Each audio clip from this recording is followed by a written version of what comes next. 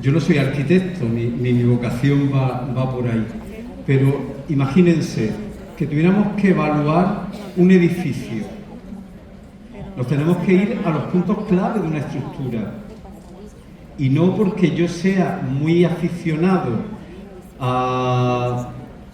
al color que tiene que tener el suelo de mi cocina, centrar la evaluación y la retroalimentación sobre eso. Tenemos que identificar los aprendizajes claves, cuáles son los elementos clave.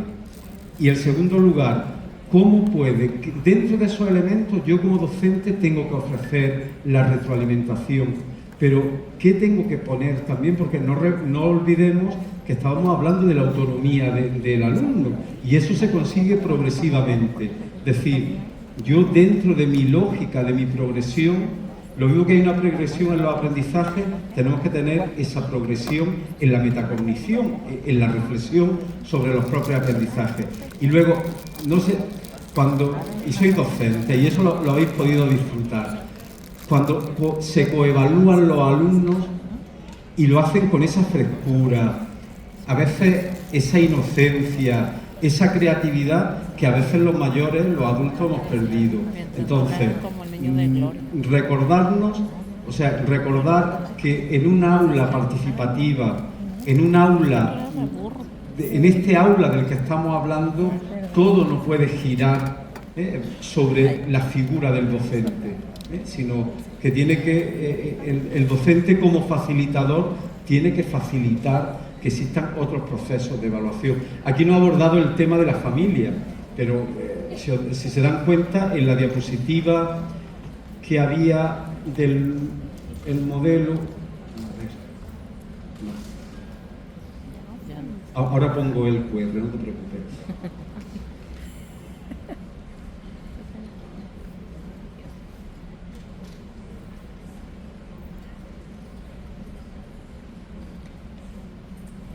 En la diapositiva, dentro del marco curricular de la educación básica mexicana, se hablaba de ese eje escuela, familia, entorno. Porque muchas veces con esta lógica de retroalimentación, y eso habrán tenido ese problema. El otro día lo hablábamos en la mesa entre los ponentes, en esos diálogos a veces tan interesantes que tenemos entre nosotros, y el doctor Ignasi decía, esto está muy bien, pero luego tenemos la familia que dice, pero ¿ha aprobado o no ha aprobado? ¿Va a pasar de curso o no?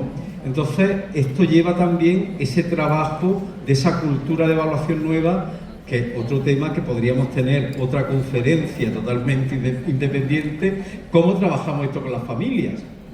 Entonces, el ir primero, yo creo que esa labor es muy importante. No es que seleccionemos el currículum nosotros, sino que pongamos los focos en los aprendizajes básicos y en los aprendizajes que van a posibilitar seguir aprendiendo. Yo creo, por ejemplo, el doctor Ignasi dice que también en ese sentido, y es muy importante, porque a veces nos perdemos en elementos totalmente secundarios y evitamos lo que son los aprendizajes básicos.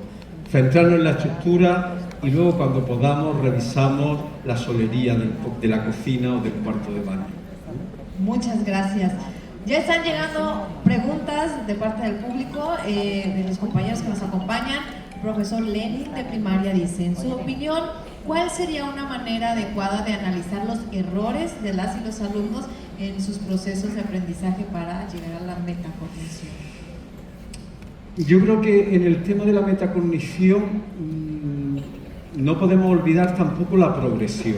O sea, no es lo mismo la metacognición de un alumno en la fase 1, que lo que le vamos a pedir en la fase 2, lo que le vamos a pedir en la fase 3, o lo que le vamos a pedir en la fase 4.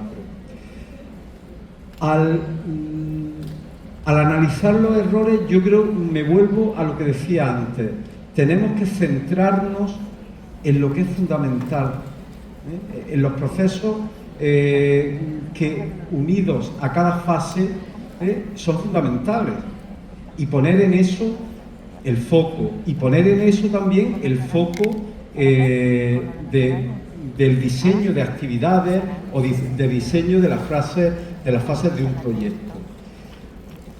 como crítica también, nosotros que somos del ámbito de la didáctica. En el ámbito del aprendizaje por proyectos yo creo que falta todavía una reflexión grande sobre cómo articular las fases, vincularlas a procesos cognitivos, vincularlos a los procesos, a los aprendizajes esperados, y ahí los docentes tenéis mucha importancia. O sea, centrarnos en lo fundamental y sobre todo no centrarnos, como decía antes, únicamente en lo que ha hecho mal, porque yo hay cosas que hago muy mal, que soy un desastre, y otras cosas que la hago regular, pasable, y otras que la hago un poquillo mejor. Entonces, al analizar los errores, siempre hacerlo desde esa perspectiva positiva. Y no olviden nunca que en los temas de rezago, y yo creo que eso es de las cuestiones que más interpelan a los sistemas educativos, muchas veces surgen de las malas prácticas docentes, entre otros de los factores, y en cómo gestionamos el error con los alumnos. Yo ahora tengo una investigación por medio de historias de vida para reconstruir la historia educativa de un territorio. Yo soy natural de una zona muy rural y había un fenómeno muy curioso en haciendas, como tienen aquí, donde no tenían los niños acceso a la escuela, iban unos maestros itinerantes, luego otros iban a la escuela. Bueno, estoy entrevistando para recuperar los recuerdos educativos, y a mí lo que más me interesa era cómo se articulaba esa enseñanza que era informal, porque no estaba regulada, pero que tenía una cierta base formal. Y siempre hay una pregunta que le lanzo, y a veces me han hecho saltar las lágrimas, cuando le pregunto ¿qué te decía el profesor o tu maestro cuando hacía algo mal? Entonces ya tener la experiencia esa de la persona que tiene una experiencia de vida y quizá esa humillación en ese momento, esa forma de reprender, ese juicio, pues ya lo tiene filtrado por otras experiencias. Entonces yo creo que en el error tenemos nosotros primero que convencernos, nosotros como docentes, que es parte del aprendizaje. Y muchas veces es de las ideas limitantes que tenemos, como esas que hablaba antes de la evaluación, y sobre todo hacerlo de una forma con cierta perspectiva para la motivación y para que siga aprendiendo. No olviden lo de la escalera, que nuestro reto siempre es no pegarle el empujón porque ha tenido un error en la última, sino que analice su error y suba y se encuentre con esto. No sé si he respondido a... Muchas gracias. Vamos con una más del profesor José de Jesús Caro de preescolar. Dice, en preescolar, considerando que algunos niños tienen condiciones particulares, ritmos de aprendizaje distintos, ¿cómo podemos los docentes ofrecer una retroalimentación transformativa que acompañe realmente sus procesos? ¿Qué estrategias concretas nos puede compartir? En preescolar yo siempre digo, centrarnos en lo que es propio, volvemos a lo mismo, centrarnos en lo que es propio de la fase educativa y priorizar en qué, es verdad que en preescolar no podemos tener una retroalimentación entre alumnos, ya les llegará, o una coevaluación, pero sí y sobre todo en preescolar no podemos olvidar la pedagogía del cariño. Y eso es muy importante, porque ya sabemos todo, y ahí Javier, pues mi compañero, pues conoce más de todos estos temas, el cómo ir creando ese lazo y sobre todo centrándonos en lo que es propio de esa etapa. Que muchas veces nos piden que hagamos retroalimentaciones de aspectos que no corresponden a esa fase educativa. Entonces es muy importante que nos centremos en los aspectos que corresponden a ella. Gracias. De la profesora Sandra Paula López, también de preescolar, fíjense, retoma un poco la parte de lo de la familia. Hablando de retroalimentación, ¿cómo puedo motivar a los padres de familia para que se involucren en el desarrollo de sus hijos y olvidar las competencias? El padre de familia desea que su hijo sea el mejor siempre. El tema de la competitividad lo tenemos metido ya hasta los tuétanos.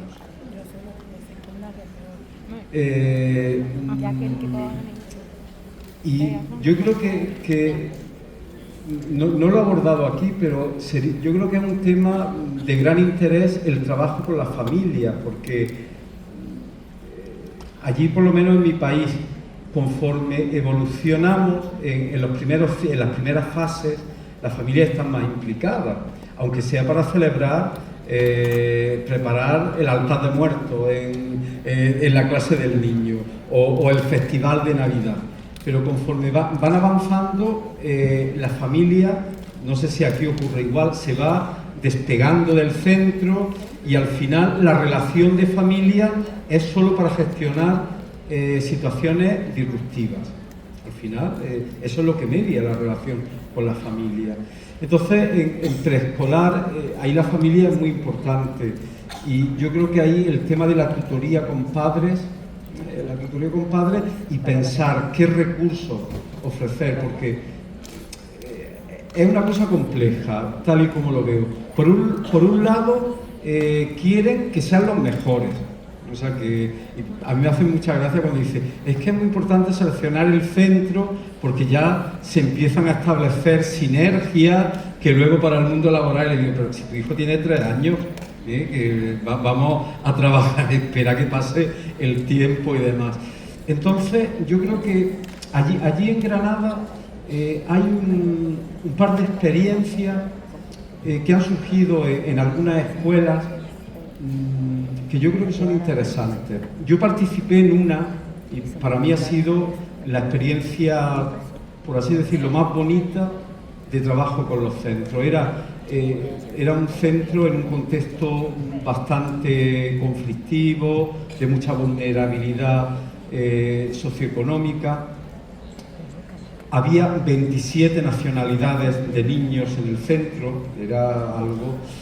Entonces yo le dirigí la tesis doctoral a su director y como yo digo sí a las cosas, pues me embarcó para que en el proyecto de comunidades de aprendizaje fuese asesor de formación, fuera trabajando con el claustro, con el consejo técnico de la unidad educativa, ofreciéndole la formación. Y entonces me ofrecieron un reto que fue muy bonito y yo ha sido lo que más he disfrutado, que era tener dentro de comunidades de aprendizaje, hay una cosa que se llaman las tertulias pedagógicas, donde se reúnen padres. Entonces empezamos un grupo pequeñito y hablaba de cosas muy superficiales, de deberes, cómo apoyo a los deberes de las tareas en casa y demás, pero se fue creando un clima compartido de reflexión, que empezamos a reflexionar ya de qué queremos de nuestro centro educativo, cómo queremos que sea nuestra propuesta educativa. Costó 4 años, estas cosas son muy lentas. Para mí ha sido muy bonito hablar sobre educación a papás que en alguna sesión había de 20 nacionalidades, la riqueza, la diversidad, era una sinfonía de voces, era algo maravilloso. Y entonces abordamos el tema abordaban los padres el cómo trabajar estos aspectos, porque claro, el colegio la unidad educativa era muy grande, allí venían 20 o 30 papás, o sea que no era todo el centro el que trabajaba, pero de ello surgió una escuela, una especie de escuela de padres, pero no en el sentido de temas genéricos, sino de temas muy concretos, de cómo contribuir. Mira, y eso de que los papás a otros papás sean los que le ofrezcan esa retroalimentación, ese compartir experiencia, porque claro, es una experiencia bonita. Yo ya no sigo colaborando porque ahora me es imposible, me duele. Voy a visitarlo una vez al trimestre porque me gusta ir todavía, pero el trabajo que van haciendo con los alumnos de preescolar, de esa fase 1, es muy interesante, y yo creo que propuestas de este tipo se deberían de ir trabajando a ver, porque claro, cada contexto es distinto. Ahora, si las empieza, esto no es un trabajo de 3 meses, ni de 4 meses, pero en lo que ayer se decía, en educación a veces vamos muy rápido, y para que la educación crezca, la mejora, cale en un centro, los procesos son muy lentos. Y transformar los procesos de aprendizaje son más lentos. Y trabajar con la familia mucho más lento. Entonces, yo ahí pondría ahora mismo paciencia, sobre todo, y saber y tener un poco amplitud de mira, un poco de horizonte para todo esto. Mil gracias. Fuertísimo el aplauso para el doctor Marcos. Y